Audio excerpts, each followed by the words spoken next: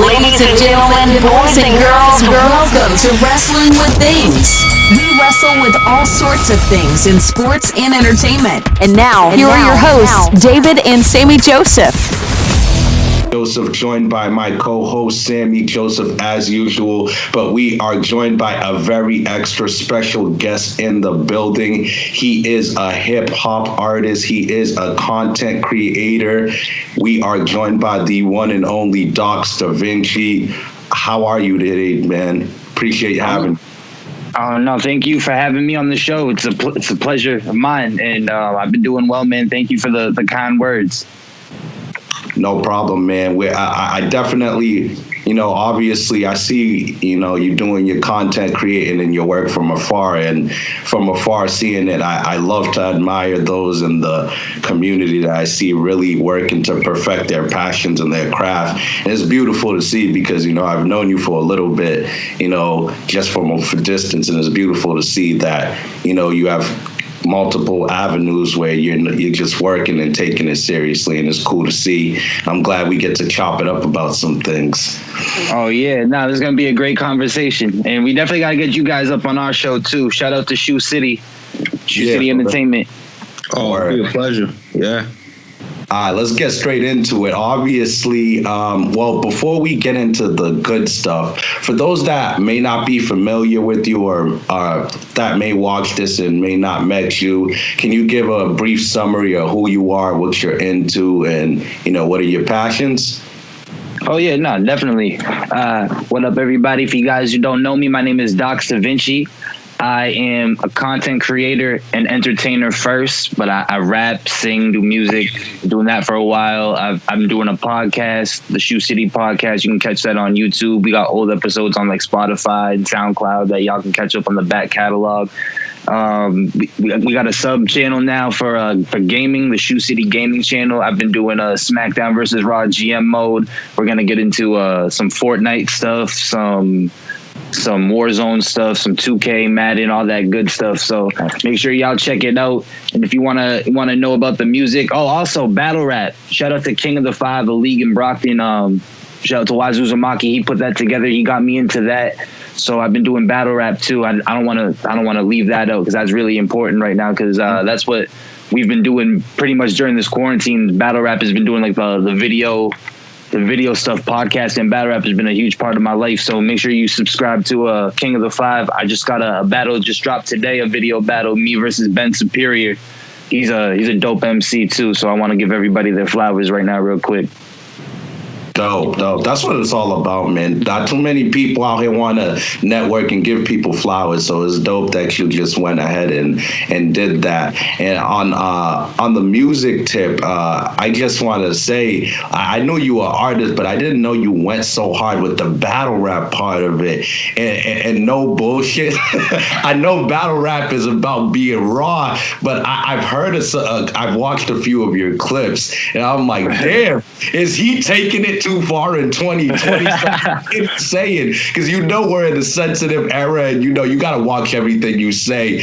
Tell me, what's the preparation like that for this climate? Because again, we know it's a competitive sport. You got to take it on the chin. If you're willing to dish it out, you got to take it on the chin. But we're in a sensitive time. What does the preparation go into that? Do you just say, fuck it, I'm being myself, I'm going all out? Or do you find yourself, stuck at times with what to say and how to say it? Honestly, it all depends, because battle rapping is, for me, because I started off as a battle rap fan and like a music writer, like singer songwriter, like rap, that type of stuff. So when it came down to, all right, I'm gonna transition now from being a fan of battle rap and being a writer, like, all right, I'm gonna write a verse to this beat, to this tempo, this beat per measure, whatever, and you got kind of like a format you got to stick to.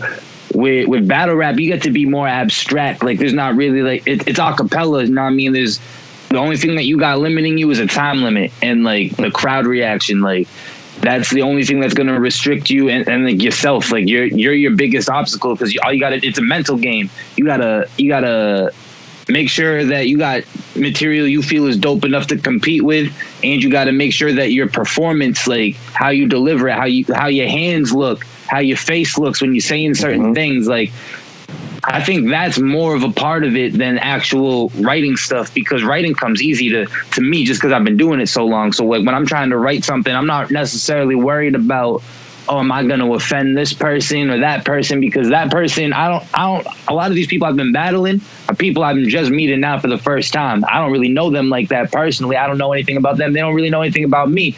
So whatever they say is going to be, you know what I mean? They could say the most vile shit they could think of. It may or may not be true, but it could be whack. And that's what I'm looking for. Is it whack or is it good? Like, who's my opponent? Are they good? What do they got? What are they capable of? Because they got to out-rap me. And I got to, you know what I mean? So I'm just like, all right, how am I going to get, what's the best advantage for me to get on them? Like, all right, what's their name? Can I break that down a certain way? Where are they from? Do they got a team or a brand that they represent? Can I flip that? Or do they got something that I see them posting on Facebook, something that really gets on their nerves? Maybe I could talk about that and find a way to get under their skin. But also these quarantine battles, it's been different, because battling for somebody on stage and preparing for that performance and trying to win over the crowd is different, because now you're trying to win over like commenters on like social media. Like, you got to get people to hold attention on a video. Some people don't have the attention span to sit there for 15, 20 minutes and watch a whole video and be like, all right, I'm going to sit here and make a judgment and really break it down and make a decision. Whereas at an event, you know what I mean? People are there to see you rap, see you perform, and they're going to digest everything and react accordingly. So it's all about pretty much mental preparation. And then the rest of it comes later. You can't worry about if you're going to piss somebody off, you're going to say something to offend somebody, because then you'll just be sitting there forever like, oh, can I say this? Can I say this? You just got to let it go. And you know what I mean? It's easier to ask for forgiveness than permission. You know what I'm saying? Like, oh, is it okay if I say this? No, I'm just going to say it. If you get offended, now I mean, we could talk about it afterwards. Like, I'll apologize if it's really that serious. I mean, but to me, it's just battle rap. There's nothing you could really say or do that's going to make me like, be like, oh, nah, turn up now. Like, you know what I'm saying? No, that was sport and culture.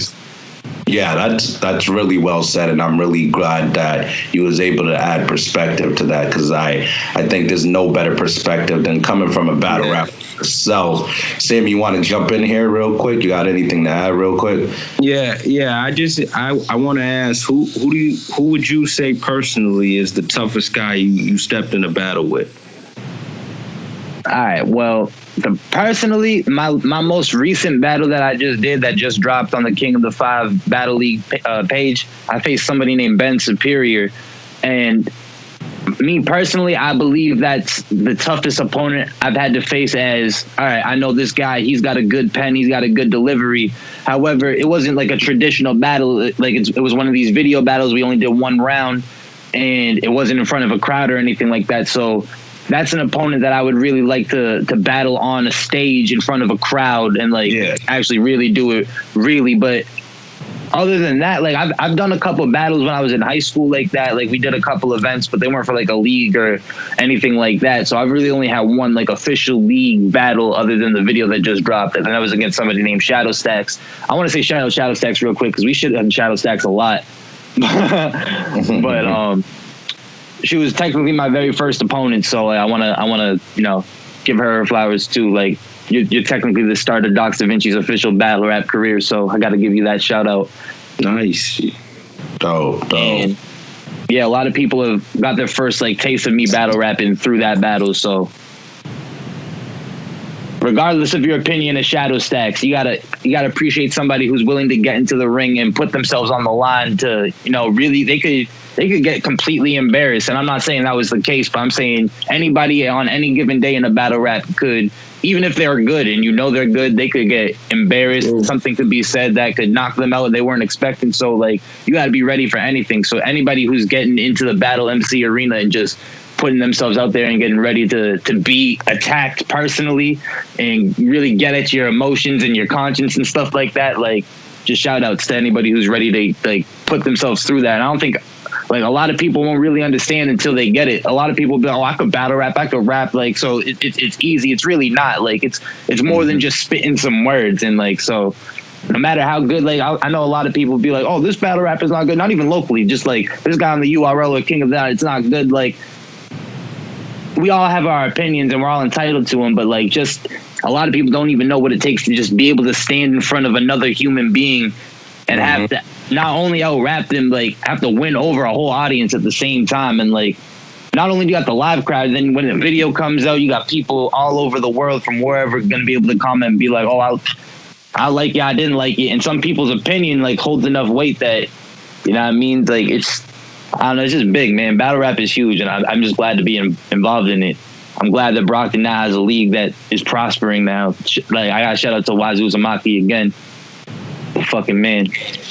Yeah, it's just generally dope to create more platforms for content creators and artists in general, like to just collaborate and just do productive shit. Like, it's just dope because you're investing your time and energy into productive things that could pay off for multiple people. But I think you broke that down real well. I feel like not a lot of people pay attention to the thick skin that you have to have, and the mental game, and the crowd manipulation.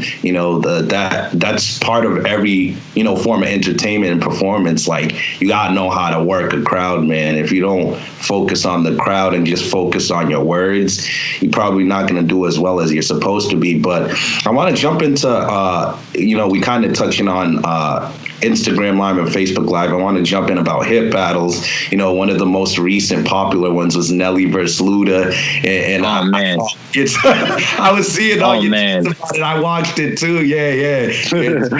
Your stuff were entertaining about it. I just definitely want to pick your brain about this. Is there a hip battle out there in your mind that you feel would be very close and neck that you really want to see? Oh, it's funny that you mentioned that, because I actually have a whole list of hit battles that I've made. And a couple weeks ago, me and my boy Chaz, shout out to Chaz G, another artist from Brockton, we went on Facebook Live and we did a hit battle where I represented Travis Scott and he represented Future. And I think that was a lot closer than people thought. I think a lot of people just, you hear Future and he's hit heavy. He got the heavy discography, so you like, he can play hits for days. But like, we did 20 songs, I think, or 15 songs we did. And so like when you're limited to a track list, and this is the same thing I was saying about Ludacris and Nelly to my boy James on the podcast. We were saying, oh, Ludacris obviously has the bigger discography and like the more recognizable hits, but Nelly has timeless records, like, what I mean? Yeah.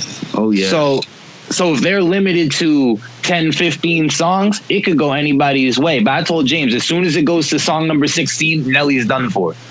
Because Nelly doesn't have, in my opinion, Nelly don't got that 16th hit to compete with Luda. Because Luda was saying it himself during that battle. He was like, yo, I got songs I haven't even played yet. I was waiting for him to play Act the Fool, so many other Luda songs that he didn't even play. I was like, damn, like Luda really does got the deeper discography. But I think, hold on, I'll go into my list real quick. I had a couple matchups. I think that we talked about on the podcast. I don't think this would be close, but I'm gonna leave this up to y'all. I want to get your opinion on it. Me and my boys, we were talking about Justin Timberlake versus Bruno Mars. I think it would be close, actually. Yeah. I mean, it'll be easy for like modern fans to say Bruno because he's fucking killing it, and I think he's probably the biggest standout when you talk about R&B pop. Besides Chris Brown and stuff. But it would be close as hell. Yeah, it really would. Wait. I gotta ask though. How much tracks are we going up to? See, whenever I think about these type of things, I think about like 15, 20 songs. Yeah, that's 15, fair. 20. So actually, I might give it a Bruno. If we're going to go 15 to 20, I might give it a Bruno. I might give it the... But are you remembering that Justin Timberlake got NSYNC records he could use too? No, of course. You can't forget that. You cannot forget that. Yeah. That's why it's so close. Yeah. I'm sorry. I thought we were only going single career. My bad. My bad. Nah, use everything, bro. That's the thing too. These features, and I think that's what helped Ludacris in his battle a lot. Yeah. He had to play a lot of his own records. He got a lot of his features too and shit like that. Where Nelly was just like, all right. Nelly was playing his personal favorites. Let's be clear. He was playing his discography on shuffle. He went to Apple Music and hit shuffle. He didn't know what was coming next. He was like, all right, fuck it. He have a good time. He looked like he wasn't trying to win, man. He was just in his taste. But you got any hip hop related one? Any other ones that you got on your mind cooked up? Oh, of course. I got all this right here. I'll just read you a few of them. Yeah, go ahead. Before Luda was locked in with Nelly, I said Ludacris and Busta Rhymes. That's a good one. On the R&B side of things, we said Ty Dolla $ign versus Jeremiah. I might give it to Jeremiah.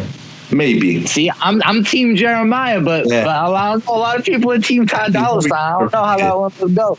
Ty got some hits. Ty do got some hits. He does. I can't deny it. He got some, and not only do he got some bangers, he got some timeless records too. Yeah. So does Jeremiah. You're killing it with the R&B side. Let me throw this at you for R&B. Neo Trey songs. Yo, no bullshit. I have Neo. You got that shit down? We got think alike. That's crazy. Yo, I gotta go. I feel like Neo's so disrespected. His catalog is a monster. I'm taking Neo. I like his chances against a lot of people. That's me. Dude, I'm a big Neo. And Neo definitely goes up even more if you get to use the songs that he wrote. Because Neo has written timeless records too. Yeah. A lot of your favorite records, a lot of your favorite R&B records from Beyonce, Rihanna, all that shit. If we putting features in there, I don't know. I might have to slide Trey. Trey got a lot of features, man. Bugging, bro. A lot of Drake phone calls. If you combine, as Docs just, if you combine singles, Max Twit, how many people Neo's wrote classics for? It's almost not even fair. It's not fair, man. And I love. Like, what's Trey Songz gonna do when Irreplaceable comes on? Yeah, for real. Like, he's gonna play Neighbors Know My Name. Nah, it's not enough. Oh yeah, Neo's gonna play So Sick. Neo's gonna play So Sick. Miss Independent. Beautiful monster. I hate that song too. I hate Miss Independent too, but I hate a lot of Neo songs, honestly. But maybe just I heard them a lot, listening to Jam 94.5 on the radio growing up. You know what I'm saying? But I don't know. But Neo, he do got records. I can't even deny that. But Miss Independent, a lot of art. I know you ain't gonna like this. I think he could beat Chris. I think he could beat Chris Brown. Oh shit! I'm not gonna let you run for his money. Don't let my boy Fabs hear you say that, bro. He'll choke you, bro. I swear. Go toe to toe with Chris, man. I don't know about. I don't know if I can agree with that. I don't know about Chris, man. He can Chris Brown put out like 100 songs in 3 years, man. I don't know. Chris got too much records. Hey, but I can't help but feel like in recent years he's focusing on quantity and not exactly quality. I'm not gonna say his music is trash, but I definitely agree with you there. Better, but his focusing on quantity. But people still play his 16-year-old music. You know what I'm saying? Oh yeah. But Neo, what kills Neo is he hasn't been active in so long, you know? Well, Neo's done some shit. He's doing like that international wave, like the reggae type music right now. Yeah. I know 2019, 2018, he was working with like Eric Bellinger. They had this collab record that was on Eric Bellinger's album that was really dope. It was called like Dirty Dancing, I believe. Something like that. It's a really good record. Y'all should check that out. Yeah, I'm gonna check that. I know that actually. That's dope. But like as far as like the what's the word I'm looking for? The impact that Neo used to have. That's long gone. It's been long gone, you know. And Chris is still somehow making it happen. And that exactly because of what you just said, I think that's the misconception people have to think why Neo wouldn't have a chance. It's because Neo isn't fresh in people's minds like Chris. But make no mistake about it, bro. He would give him a run for his money. I hope this hope of it happening. All right, now let me ask y'all a question since we're still on the topic of hit battles. Who would y'all put up against Tiger in a hit battle? Soulja Boy.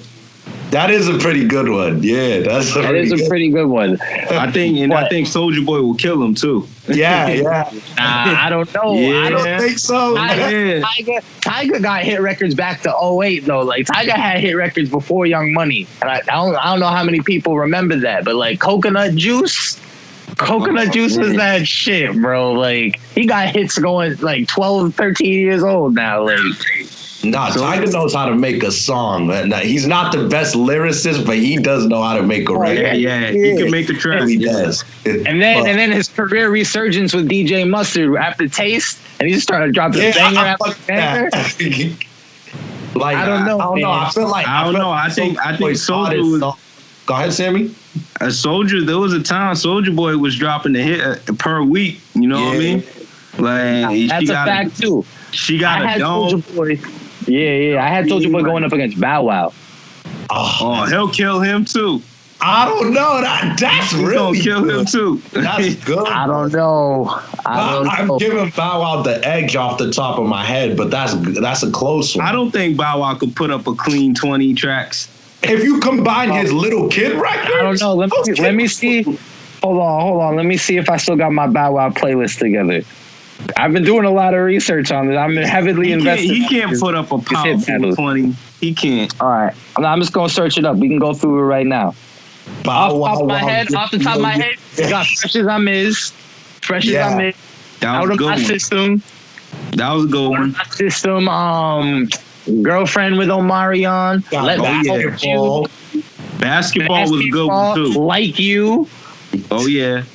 He's gonna struggle real soon though. He's gonna struggle real soon. Let me hold you. Shorty like mine. He's in the bag. Anything About You featuring Chris Brown. I know y'all remember that record. Yeah. He was on the I Think They Like Me remix. Oh, he went there, man. Bounce With Me. His verse was hard on that remix. His verse was hard on that remix. Man. It was. Basketball. You Can Get It All. Man. I know y'all remember. He's about to start struggling, man. I'm telling you. That's a lot of records, though, to come out like that. Like,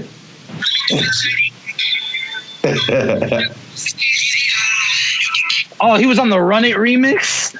Oh, my God. I forgot about that. I'm going to be real.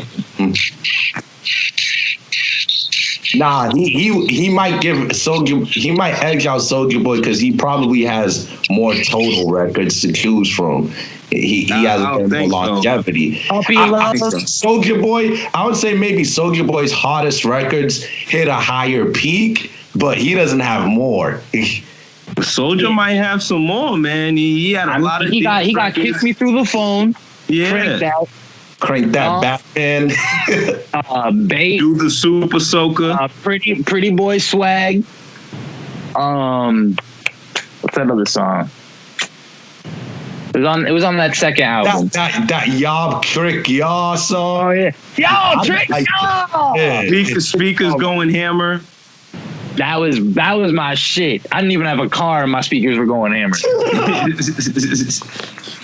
You know, this song, Gucci Bandana. That's what it was, I think. Gucci Bandana, yep. Yeah, Kiss Me Through the Phone. There's another song on this album, I swear.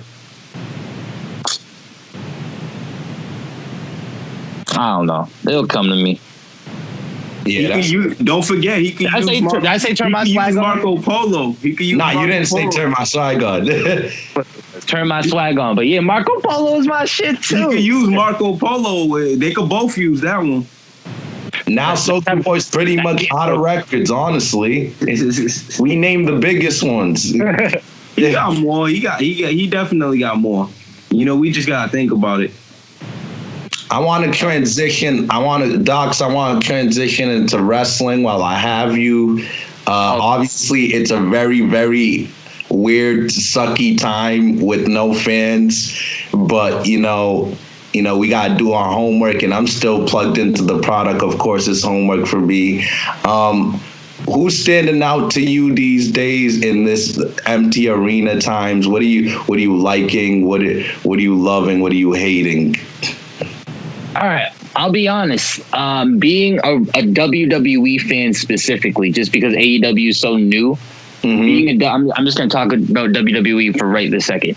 Sure. Being a WWE fan for the past 5-10 years, not 10 years, past 5 years, has been difficult for me just because I put a lot of faith into certain superstars that I believed were going to be the guys, for lack of a better term, for the next couple of years. And I hate to sound like super wrestling cliche, because I hate to be one of those guys to be like, oh, like, you know what I'm saying? But I'm about to sound like that for a few minutes against my own personal, but bear with me for a second. Like, these guys have won over the audience. Like, when WWE needed wrestlers to turn NXT from a game show to a legitimate developmental brand, they got wrestlers who went there, and even though like they were signed to WWE, they weren't considered main roster talent. Like, they weren't considered like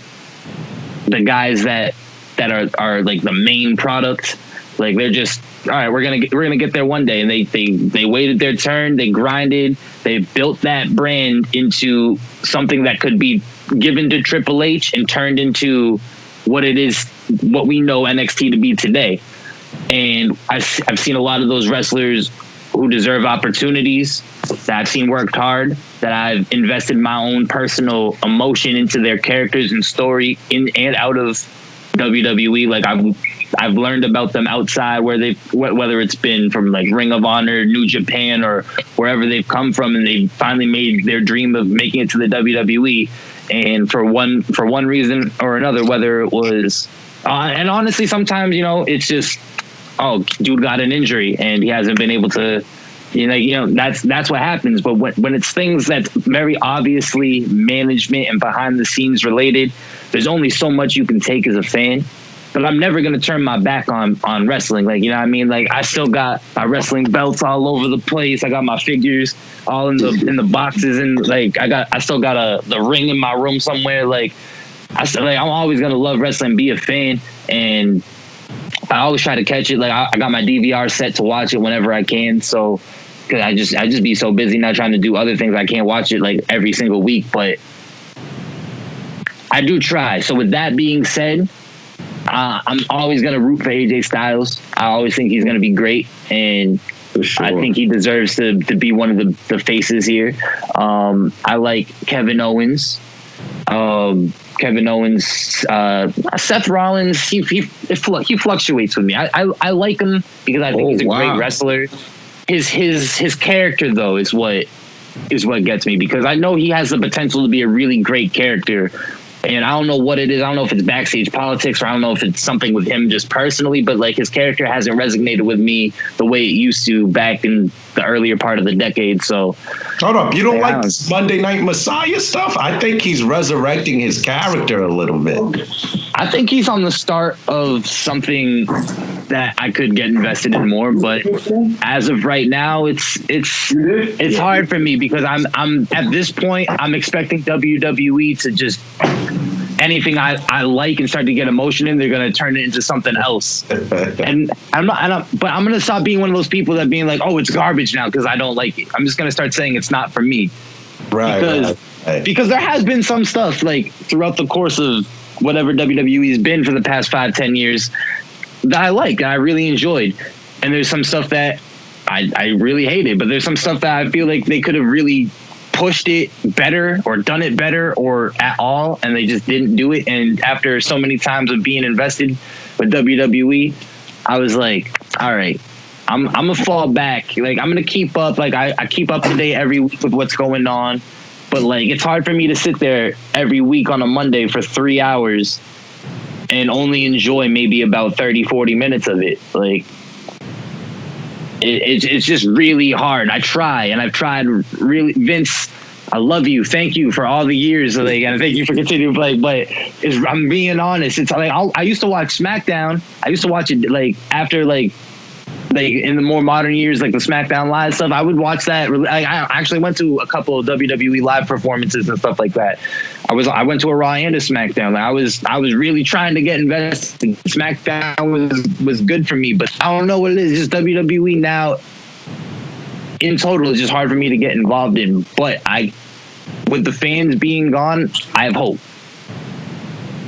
I have a lot of hope, but now that... Why is that? You think it forces them to do more creative things?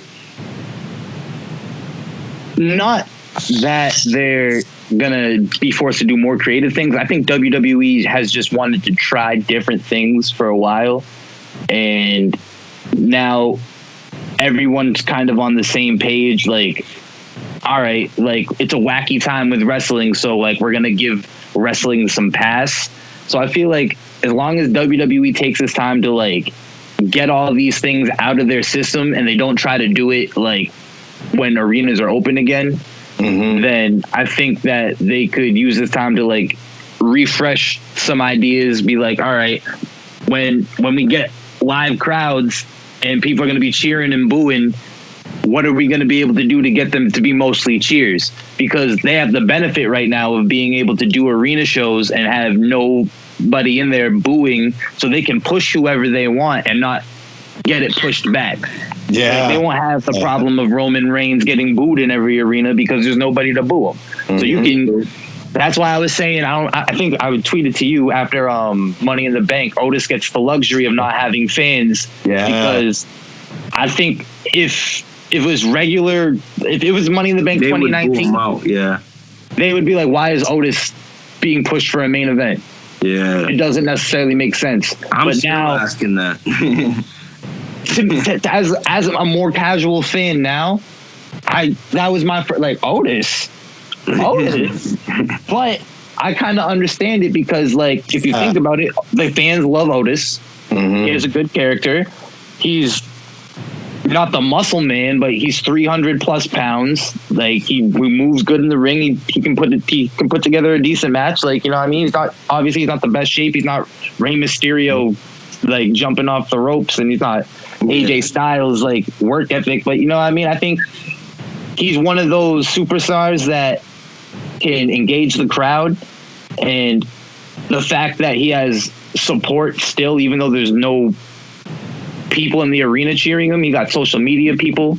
But wait a minute. Could you really picture this man holding the World Heavyweight Championship? I couldn't picture this man in a single storyline 3 months ago, but he's in a storyline with Mandy Rose, and you know what? Man. Watching WrestleMania and the whole story, I liked it. You know what I mean? You guys can really picture this?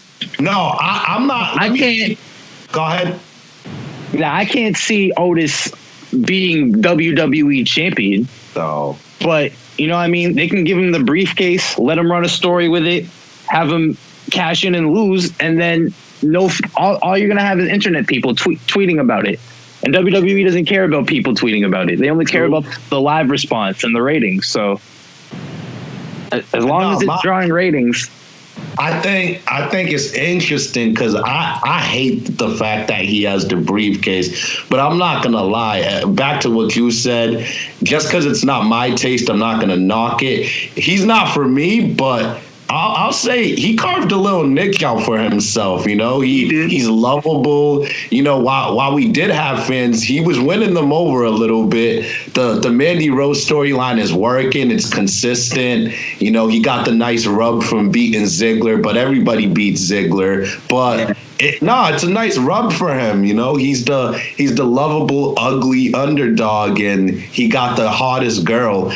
I think the only way they could maybe capitalize off it is if he fills the cash in, or let's say they wanted to be weird and he wins the world title. If he just cuts her off after that and becomes the biggest heel, I think that's the only way you could flip this into something. But I'm not taking him seriously as what he is right now. If I was a betting man, I would say that Otis is going to try to cash in Money in the Bank, and then Mandy Rose is going to turn on him and cost him Money in the Bank, and then that's going to start a storyline where. Yeah, that's definitely a good way to like plan it out and make him look not too bad, you know, because you don't want him to cash and then lose straight up. Yeah. And I think it will give him a story too, because it's like, his tag team partner could cost him the. But I wouldn't want that because they need to stay together as a tag team. I feel like WWE breaks tag teams up a lot too fast, so they are a good team. He keeps his partner. All right, quick fantasy booking scenario real quick, right? Yeah. So Otis goes to cash in for the Money in the Bank. Mandy Rose costs him the title match. She joins whoever the champion is at the time that he goes to try to cash it in on. She's his new manager. And now they start a stable. They start adding people. They get who I can't even think of some names right now, but they'll get together and they'll start trying to dominate SmackDown. It's the world champion Mandy Rose, and maybe now the tag team champions on SmackDown. Otis is outnumbered. He's been trying to fight back and get revenge, but he can't quite do it. Now all of a sudden, his tag team partner comes back. And now they're fighting. They're trying to beat everybody. They get the tag team championships. They get their comeuppance, and then they ultimately get their win back. Otis doesn't have to become world champion. He becomes a tag team champion, and then you get a full story out of it. Everybody gets pushed and elevated from it. You got a new stable. I like that better than anything we've said, honestly, because it keeps the world title off Otis. I like that. Yeah, because I don't buy him, but I give them credit for trying something fresh. They're trying a few fresh things that I do like. Despite these weird times, I like what they're doing with Braun Strowman, even though you could argue it's too late, but it's fresh. I like the Monday Night Messiah stuff. It has some legs to it. I like Austin Theory. You know, he's still young in his career, but I like the little NXT call-ups they're doing. You know, Austin Theory, Angel Garza, really charismatic young performer. But let me go to AEW real quick because I really want your thoughts. Yes. I've been waiting for this. I knew it was coming to this. Let me go into this. Double or Nothing. I liked it. I caught the highlights. You know, I didn't watch it live, but I liked it. I really liked it a lot. But of course, wasn't a perfect show. You know, who do you like as? You know, I'm not gonna say don't focus on the Goldust, John Moxley, and whatever. Who are you liking the most out of their homegrown talent? Out of their homegrown talent, MGF is by far. Yes, I think hands down by far the best heel on that roster. I think that goes without saying. He like the work that he does, and like I said, I haven't been really watching wrestling as much weekly as I'd like, but I do watch more AEW than anything else. Mm-hmm. And from the times I've caught MGF, like his whole back and forth with Cody, and how he's making him do the lashes and go through all that stuff, I thought that was brilliant heel work, and I think he deserves to be the world champion one day, and hopefully it's soon. Honestly, I would buy him more as a champion than Moxley right now. I'm not feeling Moxley. I keep saying this, and I've been consistent at it. I've said it off the record and on the record. Moxley still feels like Dean Ambrose to me. I'm really trying to embrace the run, but I still feel he's not that different in this company. What do you say about that? I think that the only thing that I agree, but I think I would feel differently, and I don't feel as strongly about that, but I do agree. But I feel like it would be different if he had more time in between stints. I feel like he jumped from WWE to AEW really quickly as compared to like other superstars and stuff like that. So it's like, oh, we just saw him in WWE like a cup of coffee ago. Mm-hmm. He was just there as Dean Ambrose. Now he has a brand new name. Like it was almost like he's just got like a new gimmick almost, like. And when that happens in WWE, like sometimes, like I don't know, when Kevin Thorne first debuted, you might remember him as Mordecai just because that's just what you saw him as, like, you know what I'm saying? So I feel like with time that'll go away, but I definitely agree. But I think that like as far as like John Moxley and like Chris Jericho being world champion and stuff like that, I think it's smart, and I feel like Cody and like the people in charge would rather have those guys who are established other places and maybe, all right, I'm not going to watch AEW because I don't know anybody. Wait, Chris Jericho, that's their world champion? That's what, like, a tactic to just draw in a casual wrestling fan who may not know that AEW exists, but they know who Chris Jericho is. And like, oh, Chris Jericho's still wrestling, is a world champion. Let me go check this out over here. And I think that was better than making like Cody the inaugural AEW champion or Kenny Omega or something like that, because I feel like fans would be like, oh yeah, obviously it's gonna go to them. It's the elite and da da da da da. And like I feel like it really opened up the opportunity for what other superstars and feuds could be, because if you give the elite all the championships right away, then it's like, all right, everyone has to take out the elite now, as opposed to the elite are their own entity that are fighting with their own objectives, and obviously they want championships, but the champions are over here. And then you got all these other people who you don't even know who they are. Like, you're the elite, I'm better than you. You're calling yourself elite, and you get a lot of like, all right, so you got the new guys, the elite guys, the ring veterans, and it's like it's a cool variety of options. It's just all on AEW to execute.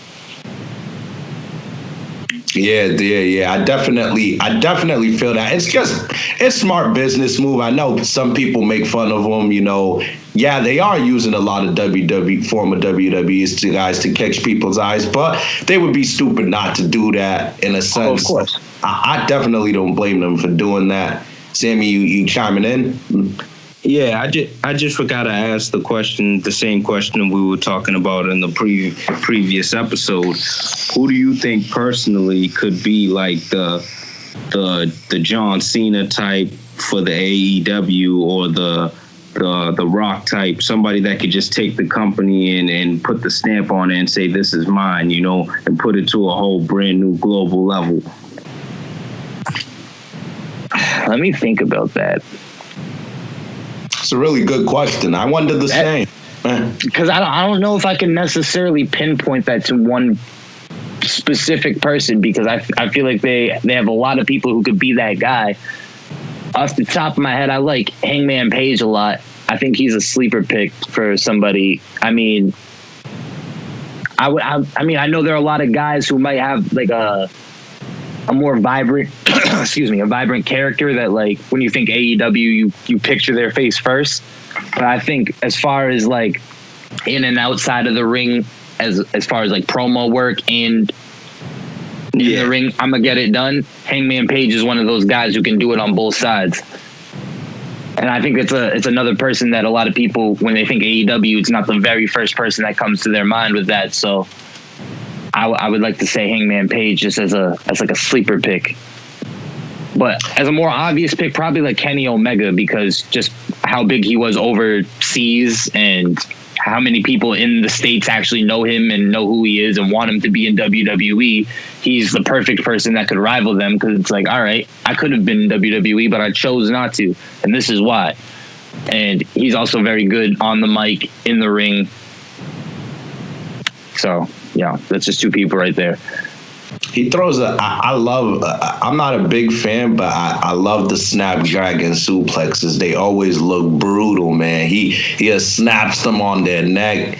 I just love the visual of it, man. It's just really brutal. And there's no way you could not take that bump and feel it. Like, I just love bumps where you know, it's a work, but I love the bumps where you just gotta take that shit. Like, that's a bump right there. But I want to be mindful of the time. I don't want to go too long, but I really want to get into the last ride. Hopefully you've got to at least start the documentary, Undertaker's series. I'm about an episode and a half in right now. What are your main takeaways so far? What are you liking about it? I like how introspective it is from Undertaker's like own personal account. I like how, like, because I know, like, just owning a bunch of WWE documentaries just from being a fan, the format has always been like, oh, other people are gonna like give their opinion. It's really more like a first person, like, and you get to hear a side of the Undertaker that I don't think that a lot of people would have expected. Is like, me personally, like, I knew, like, obviously I knew what Undertaker's talking voice sounded like outside of the promo, and like I knew he's a real person.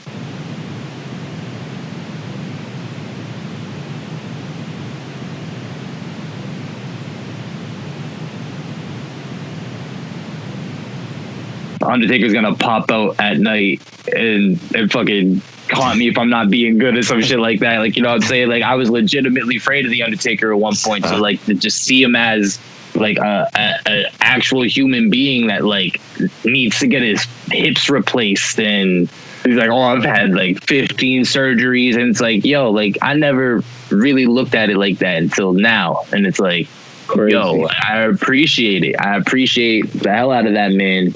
He was wearing a T-shirt that was questionable to me. It looked like a Blue Lives Matter T-shirt, but I didn't really do too much digging. It was like a Black USA shirt with a blue stripe. I didn't catch that. Like, I don't know. I don't want to cancel Undertaker. He's still one of my childhood heroes. Right? But yeah, no, I thought it was well put together, and I think I can't confirm this. I want to say WWE's been doing like these documentary style series to compete with Dark Side of the Ring. I have no proof. I think about that. That could be a possibility.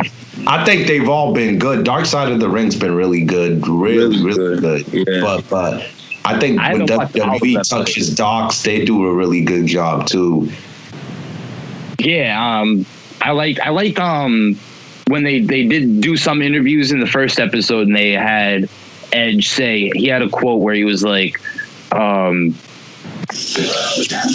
when do you tell a man that he has to hang it up, or like, who are you to decide to tell that man, or something along those lines. And I was just like, yo, that's real, because, and it's especially coming from Edge, someone who was forced to retire and then unretired. Like, they told him, like, yo, you can't wrestle. Like, I remember him saying, like, if I ever take another bump again, like, that's it for me. I'll be paralyzed forever. Yeah, it was scary. So like hearing Edge say that after freshly returning, I was just like, yo, I understand why Undertaker keeps going. And it's like, I'm not going to talk shit anymore. Like, I don't think he had a good match in Saudi Arabia. Like, I don't Of course not. Me neither. Like, but I'm not going to, like, but I have to understand that Undertaker has been doing this for 30 years. He's been doing this for longer than I've been alive. And he's had more surgeries doing this so he can keep doing this than I have ever had surgeries in my life. That's real well said. Yeah, for real. I have to appreciate everything that man, and the fact that he's conscious enough to be like, yo, this could be somebody else's spot. Like, this could be a Sami Zayn or a Drew McIntyre or a Rusev. Like, this could be somebody who really deserves it. Like, the fans want to be there, but they're giving me this shot because of everything that I've done. They're giving me this opportunity to be on the stage. Like, so I have to be good enough. And to be in your late 40s, like 50s, like to be like, I have to carry my weight. Like, just shows, like, when people say, oh, Undertaker's the locker room leader, like, that's why. Real, yeah. He leads by example. He puts his body out there, and like when Shane McMahon's like, I don't know anybody, like, or maybe it wasn't Shane McMahon, maybe it was Bradshaw. One of those people were like, I don't know anybody who could have taken that responsibility and like been able to do it at that level for that long and continue to like get better and develop the character to exactly what you wanted it to be. And I was like, even my favorite wrestler of all time, Eddie Guerrero, like, I think of how great he was. And I agree. I don't even think Eddie Guerrero could have matched what Undertaker did for how long he did it at the level he did it for. Like, it's craziness. Like, we got to appreciate it as wrestling fans. Like, all these wrestlers, like even John Cena, as much as people like to hate John Cena, he's been doing this for a really long time. Like, 17 years is nothing to turn your nose up at. And so, like, he's no AJ Styles, like, he's no Shinsuke Nakamura, he's no, but, like, you know what I mean? When it comes down to it, when it comes down to putting on a great match, he always puts on a great match. You're always invested in a John Cena match, whether you want to boo or cheer him. And even in the later part of his career, when he was becoming a part-timer, getting ready to go to Hollywood, he's pulling out springboard stunners and sunset flips. And it's like, for a man who never did that, was always known for being a power lifter and a bodybuilder and stuff like that. 30s, like lifting up Big Show on his shoulders and flipping him over and stuff like that. That's what he was known for. For the fact now he's pulling out these cruiserweight style moves. Like, he didn't have to do that. especially at his age. Like, he didn't have to go out of his way, and for the experience, he's been doing XYZ, the same format for 10, 15 years, and now all of a sudden, all right, I want to step my game up so I can compete with my peers. We got AJ, like, we didn't have AJ Styles 10 years ago. He was in TNA. Now he's here, and he's doing the shit he was doing in TNA now. Yeah. So I'm going to step my game up so I can compete with these guys at that level. He could have just said, nah, I'm not going to work with AJ Styles. I'm John Cena. And I'm just going to keep doing my Hulk Hogan style matches and then become a 17-time champion and retire. He didn't do that. You know what I mean? He's like, all right, I'm going to step back and let fucking nature take its course. And you got to appreciate that, especially for a lot of wrestling fans our age who had these wrestlers to grow up watching. Like, we got to just give them their flowers. We got to give everybody their flowers, man. We got to be afraid to stop being afraid to give people their flowers. Yeah, I feel like wrestling fans really are afraid to give flowers. I think social media in general, people are like that, but wrestling fans, they be a different breed, man. They want to overanalyze and critique some stuff. And as you just said, man, that was one of my main takeaways from the Undertaker's doc is like, you hear like, oh, why doesn't this guy retire already? But I've always personally looked at it like, yo, first of all, you can't tell someone when it's time to retire. That's definitely up to him. He's earned that right. And two, it's like, obviously he's not in his prime. He's slower. He's older. But I still get those goosebumps when he walks through the curtain. I still into you hear that song. Yeah, it's still dope. Like, I'm drawn in when he's here. Same for Cena. I wish he was here as a lot more. Unfortunately, he's on to bigger and better things. But Undertaker, man, he has the right to ride it till the wheel fall off. And wrestling's obviously a work, but all the surgeries and all the pain and all the suffering, like, it just really makes you respect the sport more of seeing what he's going through, man. Yeah, it was definitely like an introspective, like, and I gained a lot of, even only in the hour and some change that I watched in the episode in like a third that I got to get through. Like, it was just a lot of information, and like, not even like it was factorial based. It was just like, you just watch and you see him walking with crutches, and you're like, yo, this isn't just like from getting old. Like, this is from this is from him throwing Mankind off the cell and jumping onto Mark Henry onto a casket. Like, this is from him. You can you just remember all the like great Undertaker moments that you like ever seen, and then you're just like, this is the result of that. Like, you just like, it just made me thankful. It made me thankful that I got to see it. Like, I got to witness it. And like, even if I didn't get to see Undertaker wrestle like live, I got to, turn on my television set and see this man do his work, like, in his prime, and I get to see him like become a human being, like, and that's something I never thought I'd see as a child. I thought Undertaker was just a dead man who's never gonna die. Like, when you're watching it, you're like, Undertaker's human, bro. Yeah. It's like, we knew it, but it's like, yo, is this dude really a man, bro? It's funny, bro. That's how good he was to portray and protect that character all this time.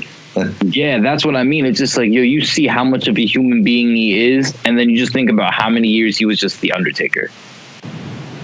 Even when he was throwing like the first pitch at a baseball game, or he was at the Cavs celebration for their championship, he was the Undertaker. Like, he was the phenom. Like, he protected that character in a way nobody else does. I wish they would still be able to do that. I know it's damn near impossible in the internet era, but to see how he protected it so closely is dope. That's one of the things that makes the business real dope. True. Who do you think killed kayfabe? Oh, man. The internet? Honestly. Do you think it was the internet? The internet. I'm not gonna... the internet... I can't blame the internet, because the internet's just a tool. I believe WWE killed kayfabe, and I believe WWE didn't want kayfabe after a certain point. I feel like they just wanted to be like... Interesting. I've never heard this perspective. Really? I agree. I agree. I feel like they just want to have a stranglehold on everything wrestling. They never... I feel like after they bought WCW, they never took any other wrestling promotion seriously. So they were just free to do whatever they want. And once ratings were going down, they needed to be like, all right, how are we going to get people invested? Like, oh, behind the scenes. How are we going to get people behind the scenes? Yeah. And WWE was so persistent on getting everybody a social media. Everyone has to follow everybody on Tout. Like what? No one ever used Tout before Tout. And then WWE all of a sudden just started touting. And I still to this day don't know what a tout is. I never touted. I don't know anyone who's used a tout, sent a tout, made a tout, whatever you're supposed to do with tout. It's just like WWE has all. Like, I don't know if that's just them trying to be forward thinking or them just trying to find a way to get people in by breaking the fourth wall, allowing people to see, oh, it's just a work.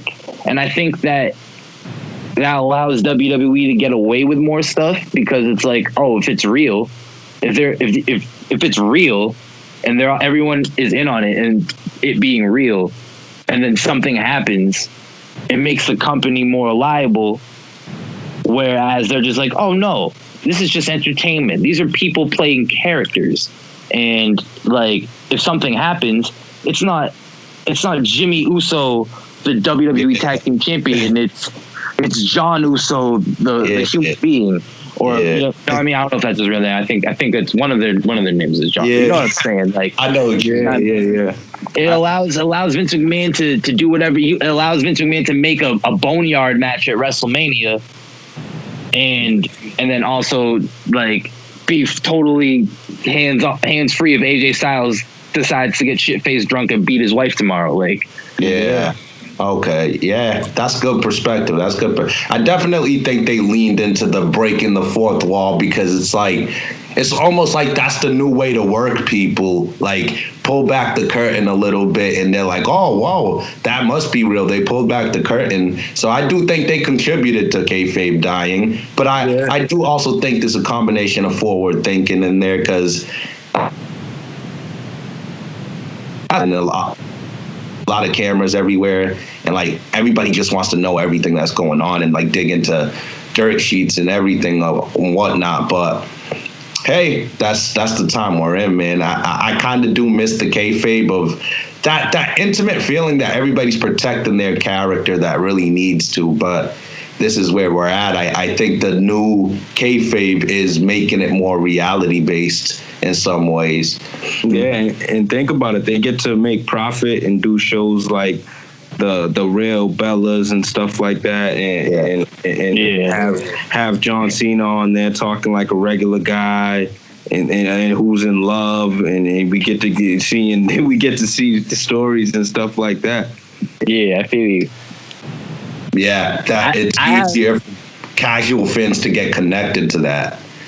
Off this topic, right? I got a hot take, and I don't want to keep like taking up time with hot takes, but I feel like this one. All right, this one's good. I feel like, especially after watching the parts of the Undertaker documentaries that I did, I feel like him losing to Brock Lesnar and all the conspiracy around that is definitely a work. I think Undertaker's in on it. I think Michelle McCool's in on it. Vince is in on it. I think they're all in on it. I think Paul Heyman, Brock Lesnar, Vince McMahon, Undertaker, and Michelle McCool are all in on it. I don't think Undertaker really had a serious. He might have had a concussion. I don't think it was as serious as it was. I think he remembers that match. I think he remembers more than he's leading on, and I think that Undertaker conveniently not being able to remember anything after 3:30 p.m. that day protects everything Paul Heyman was saying when he was doing all those teases at those press conferences. Like, what if just maybe Brock Lesnar went into business for himself and da-da-da-da-da. And he just picked up Undertaker and slammed him down and pinned him for real and da-da-da-da-da. But Undertaker conveniently can remember everything about his career except for that match. And he can't remember anything else about that day. He can remember everything afterwards. He can remember the next day. You gotta understand. Brock Lesnar's a heavy. He can remember the conversation that he had with Vince McMahon at the hospital. That's interesting. He can remember but I think the most giving and telling piece of information that I have to make this conspiracy, because I have no concrete proof and I can't. You know, I mean, this is just me talking bullshit. if you go through the highlight packages of all of like the times in the beginning, in the first part of the documentary, where they go through his match with Shawn Michaels, and then they go to the WrestleMania matches with Triple H, and I believe he had to get carded off for one of those matches. Yeah. So three matches so far, 3 or 4 matches, 2 with Shawn, 2 with Triple H. He got carded off one time. Cool. Then he gets the surgery. Says he's never. Then he has the match with Brock Lesnar, where everything goes black and he forgets everything, and then I don't remember if it was after Bray Wyatt or before Bray Wyatt. Was that SummerSlam with Brock Lesnar before or after he wrestled Bray Wyatt? I think that was after, right? Yeah, a little bit after. So he gets his confidence back for the Bray Wyatt match. Everything goes swimmingly. He doesn't collapse. He feels great. He has his match with Brock Lesnar later that year. He collapses. How come he only collapses against Brock Lesnar? Brock Lesnar hits hard, man. He hits hard. Brock Lesnar has wrestled other people. They've been able to walk out of the arena. Feel me? Or at least walk to backstage. Triple H was able to do it, and he was saying how he'd gone through the same surgeries and the same type of things that the Undertaker's doing. I get it. Undertaker's older, and I'm not saying that he doesn't hit hard and he wasn't hurting. I'm just saying it's convenient that the only time that Undertaker ever passed out was against Brock Lesnar at SummerSlam and Brock Lesnar at WrestleMania. And the one at WrestleMania where the streak where everyone's like, was that supposed to happen? I don't know. Is it a worker? I can't tell. Undertaker can't confirm or deny the story. Mm-hmm. You got Brock Lesnar, who doesn't talk, so he's not going to get any information out. You got Paul Heyman, who's the master salesman. He's going to be, what if, just maybe, Brock Lesnar went into business for himself, and he's going to sell you on that idea. But Undertaker can't remember a goddamn thing, even watching it back. None of that triggered his memory. Like, I don't know, it's just convenient. That's all I'm saying. It's just convenient. On that, I'm going to be marinating on that shit. No bullshit. I can't confirm it, and I'm willing to be wrong. I'm willing to be wrong on that, but I'm just saying it's a little funny and convenient that the only time Undertaker ever passed out is the match that he can't remember, and it's the one match that everyone... It's his most iconic match. The streak was broken, and everyone wants to know the truth behind it. Everyone wants to know if Brock really went into business for himself or if he knew going into it. Like, if he can remember 3:30, right? If he can remember 3:30 that day, you don't think he can remember who was supposed to win that match? Like, wrestling is obviously it's real to us, but it's scripted, and like we know that the outcomes are predetermined and going in, and obviously plans change on the fly sometimes. But you don't think Undertaker knew the result of that match going into it? Of course he did. Of course he did. So how come Undertaker can't just be like, yeah, Brock was supposed to win the match anyway. I just got concussed, and I don't remember. That was bad. Like, bam, all of our mysteries are solved, but he can't do that. He's conveniently leaving that part out. I'd like to think Brock was supposed to go over no matter how it went. And that's what it seems like. Yeah, but after a couple F5s, man, and you're that age, you got that much miles, man, it just knocked his head off, man. That's what I think happened. Are we supposed to believe that Undertaker was supposed to win if he didn't get concussed, or that the concussion was just supposed to happen? No. Like, he was gonna lose regardless. I think Undertaker was booked to lose. I think he knows that. Well, whether he forgot or not, I think that was the plan for shock value. But I don't think WWE will ever reveal that information. I don't think even if Undertaker, like whether he was concussed and lost his memory or not, I can't confirm that. But even if he could remember that, I don't think Undertaker would tell it anyway, because it preserves to the story and the legend. It makes it better. It's like, all right, true. If we knew that Undertaker, just got concussed and that's why he lost, everyone would be like, all right. That's what happened, and that's it. That's the end of it, and then we can just tell the story as it is, and then that's. But the fact that there's like a mystery behind it allows people to go back to it. Everyone's going to keep going back to WrestleMania 30 now for that moment. I just think WWE also needed something big because that was the first WrestleMania on WWE Network, so you needed something to remember that by. That's good perspective. I didn't even remember that, yo. Yeah, that's perspective. But yo, let's wrap this up. We appreciate you for coming on again, dogs. Thanks for coming on, man. No, definitely. Anytime you guys want to have me, I'm willing. Thank you for letting me be up here and talking so much. Nah, you're good, man. This is great stuff. We can't wait to put it out for the people. Let the people know where to find your content and everything you're doing, man. All right. First off, shout out to y'all. Shout out to Wrestling with Things. You know what I mean? Make sure you subscribe to them and make sure you give them a notification bell too, so you never miss an upload. All that good stuff. But if you wanna watch the podcast, it's the Shoe City Podcast. We're on YouTube. We got a gaming channel. It's the Shoe City Gaming Channel. I got music that's also on the Shoe City Entertainment YouTube channel. You want to follow me on social media at DOXDAVINCI, Docs Da Vinci on Instagram, Twitter, Facebook, or you can look up Shoe City Entertainment on Twitter, Instagram, Facebook, all that good stuff. You'll find us. We got merch, we got music, we got entertainment for y'all, content. Go check it out. Dope. Go check that out. Go check out Shoe City Podcast. And do not forget to subscribe to us on YouTube at Wrestling with Things to keep up with all our video content and interviews on the sports and entertainment world.